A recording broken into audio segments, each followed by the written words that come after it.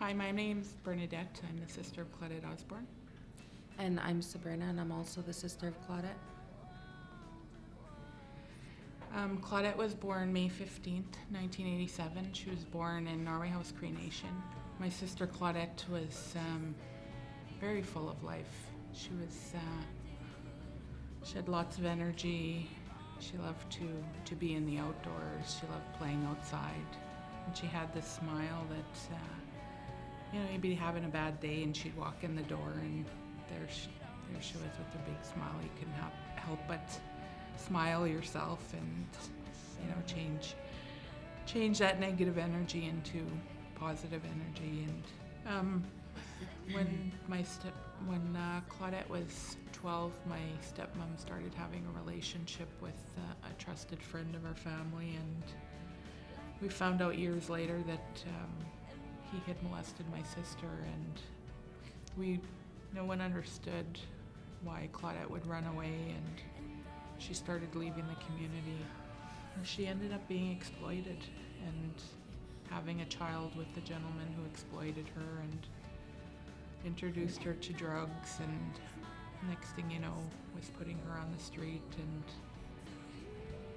my sister was very forgiving, and that trusted family friend that had broken that trust and molested her, she actually forgave him and was talking to him, and he was one of the last people that had heard her voice on the phone. She wanted to change her life around. She wanted to make it better for her children. And she went into treatment. She went into behavioral health center in St. Norbert. When Patience was born, unfortunately, they apprehended her from the hospital. And she never recovered. That's when she relapsed back into the drugs. Yeah, my niece Patience was 2 weeks old when Claudette went missing, and now she's just over 5. Her son Isaiah's 7, and Layla's almost 9. Like, you see the beauty of them. You just see so much of her in them. And we just try to keep her memory alive for them and tell them about their mom and keep those stories alive and show them lots of pictures and tell them about who their mother was and how alike they are. My stepmom Brenda, every year for the last 4 years has done a walk from Norway House to Winnipeg. And that's her way of healing. She has to do something. And when she's not walking, she's searching. We know she's out there somewhere, and we just can't stop until she's brought home. Claudette didn't go missing on her own. Any little information would help. Crime Stoppers is anonymous. They take anonymous tips. I always say this to everybody: don't wait till it happens to you, because we never thought we'd be in this situation.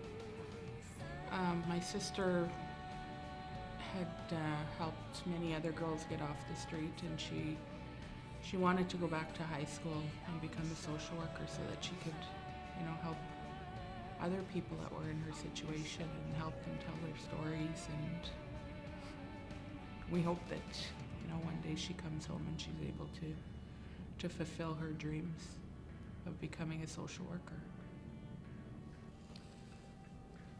This has been very hard on our family, the not knowing. My stepmom, when she's not out searching or doing her walk, she sits by the phone and waits for a phone call. When you do get a phone call, it's hard because you don't know if, that's going to be someone on the other line telling you that your loved one's been found.